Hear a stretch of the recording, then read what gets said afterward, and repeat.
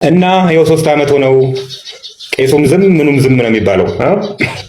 የታረከው ብለን እንጠይቃለን። አንረሳማ እኛ የታረከው ስንት ብርስ ተለቀመ? ለምንስ ተቋረጠ? ለምንስ ለቀምክና አቋረጥከው? የዚህ ዘመን ወጣቶች በሩቁ ሆናችሁ የምትከታተሉ አባቶቻችሁን የምትተቹ ደረጃ የምታወጡ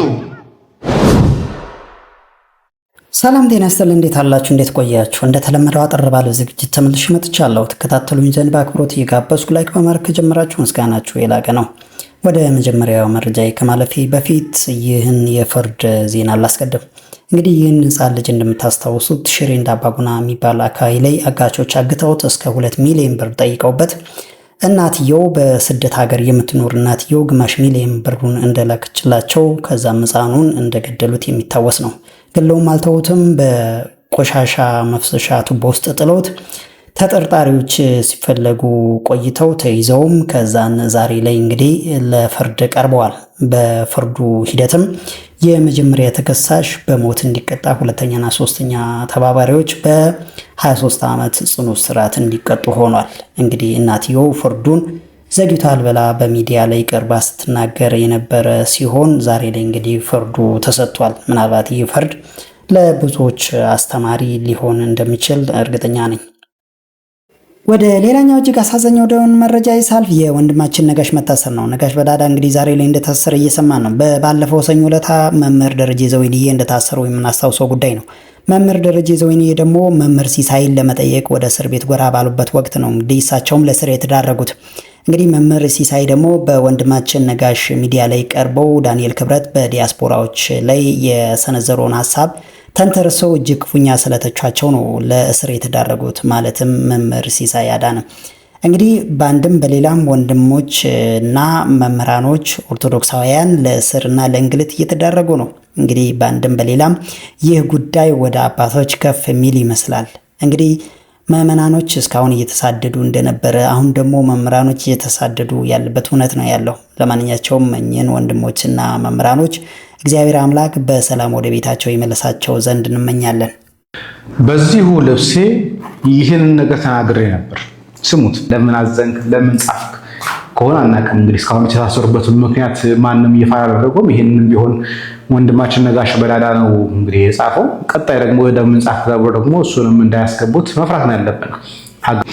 እንግዲህ እንደሰማችሁት በዚሁ ልብሴ ነጋሽ በዳዳንም ደግሞ ቀጣይ ደግሞ ይህንን ጽፈሃል ተብሎ ይታሰራል ብያቸው አልነበር?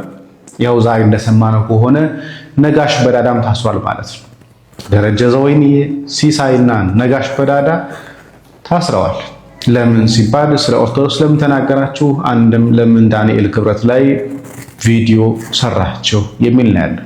እስካሁን ባለው መረጃ ምንም የወጡ ነገሮች እስካሁን አዲስ ነገር የለም። ዋናው ሐሳብ ግን ዳንኤል ክብረትን ተችታችኋል የሚል ነው ያለው። ዳኒ እንግዲህ አቅሙን እያሳየ ነው ኦርቶዶክሳውያን ላይ። ጊዜ ስጠን እንጂ ብዙ እንሰማለን፣ ብዙ እናያለን። ጨርቆይ ወደ ሌላኛው መረጃ ሳልፍ አዎንታ በርሲሳ በቲክቶክ የምናውቀው ሰው በፊንቴክ ጉዳይ ላይ ትላልቅ መረጃዎችን ያጋራን ሰው ዛሬ ደግሞ ሰለሞን ቦጋለ ወደ ጠፋብኝ ሊጠይቅህ ነው ይለዋል። ሰለሞን ቦጋለ 5 ቢሊዮን የሚጠጋ ብር ወጪ የሚደረግበትን ሆስፒታል አሰራለሁ ብለ ወደ ጠፋ? ብሩን በተለያየ መልክ ስሰበስብ ነበረ። ብሩ ሲደረሰ በዛስ በማክልስ ለምን አቋረጥከው ብሎ ይጠይቀዋል። እስቲ እንከታተለው። አርቲስት ሰለሞን ቦጋለ 5 ቢሊዮን ብር የሚፈጅ ሆስፒታል ላስገነባ ነውና ደጋግ ኢትዮጵያውያን ወዲህ በሉ እጃችሁን ዘርጉ ሲል ነበር የዛሬ 3 ዓመት ገደማ።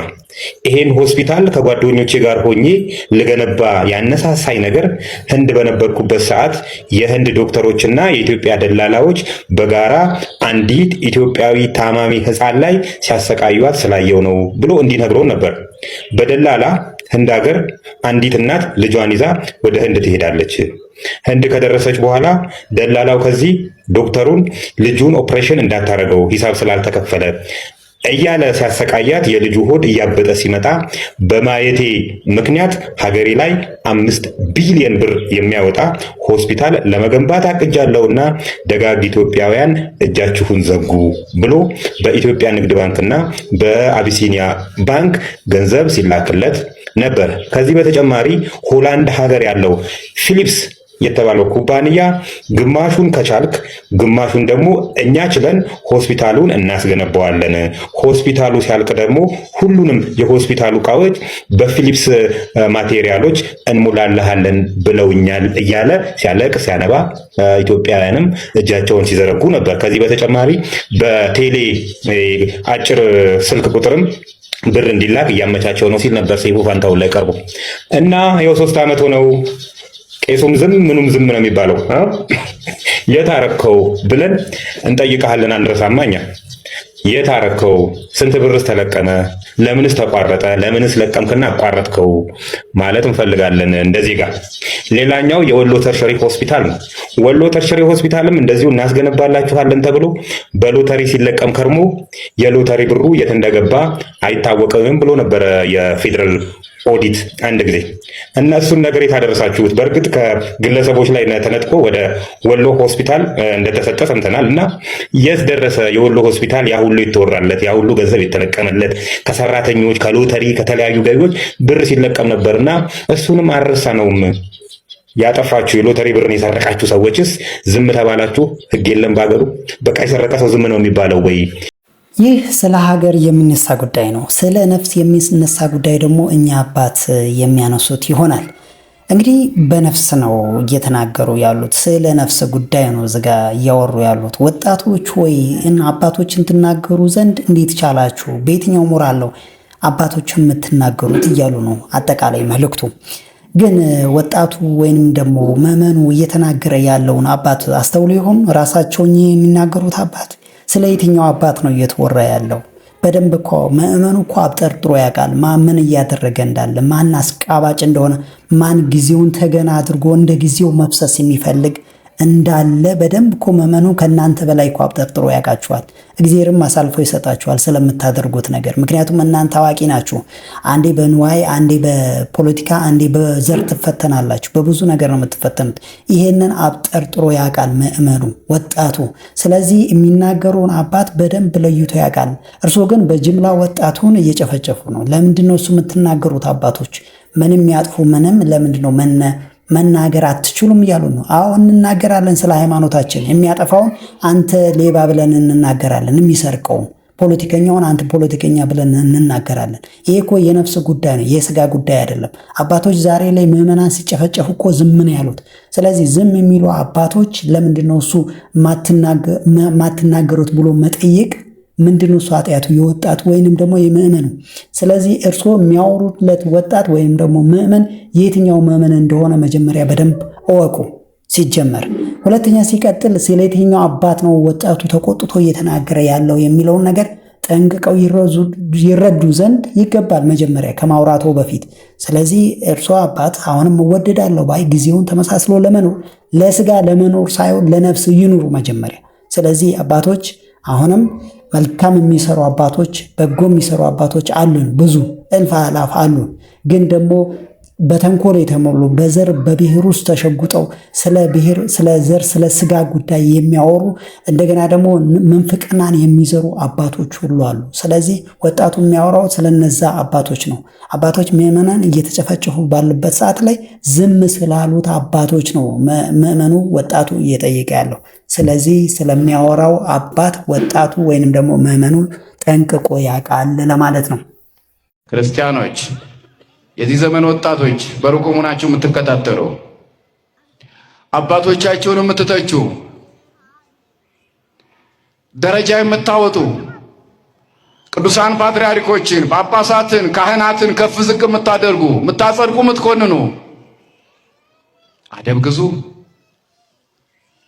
ወደ ራሳችሁ ተመልከቱ። እናንተ ዓለም ብርሃን ናችሁ ብሎ ውሉደ ብርሃን ብሎ ሾሟቸዋል። እንዴት ሰው ከብርሃን ጋር ይጣላል? እንዴት ጨለማን ይመርጣል? እንዴት አባቱን አሳልፎ ለአውሬ ይሰጣል? እንዴት የአባቱን ነውር እያወጣ አደባባይ እንዴት ይገልጣል? ምን አይነት ካን የሆነ ትውልድ ነው የመጣብን? በአባቱ ላይ የሳቀ ልጅ፣ የቀለደ ልጅ እርግማን ይወርድበታል። ኦሪት ዘፍጥረት ምዕራፍ 9 አንቡ። አባቱ ላይ የሳቀው ልጅ ትዝ ይላቸዋል። ለምንድን ነው? ምንድን ነው የመጣብን? ይታያቸዋል። ይሄ ጧፍ ምን እያደረገ ነው? እያበራ ነው አይደል እንዴ? ሰለስቱ ምዕት አባቶቻችን ሲመስሉ ይሄ ጧፍ እያበራ ነው። እኛ ማየት ያለብን የሚያበራውን መብራቱን ብቻ ነው። ምኑን ነው? ከከሰለ የራሱ ጉዳይ፣ ከሰሉ የራሱ። እኛ ማየት ያለብን ምኑን ነው? የሚበራውን ብቻ ነው። የዓለም ብርሃን ናችሁ ተብለዋል አይደል አባቶቻችን? እኛ ማየት ያለብን ይህን ብርሃን እንጂ ከከሰሉ ጋር ጉዳይ አለን እንዴ? ሻማው ሲበራ ለራሱ ይቀልጣል። ከሚቀልጠው ጋር አንተ ምን ጉዳይ አለ? ወዲያውስ ትፈርድ ዘንድ አንተ ማን ነህ?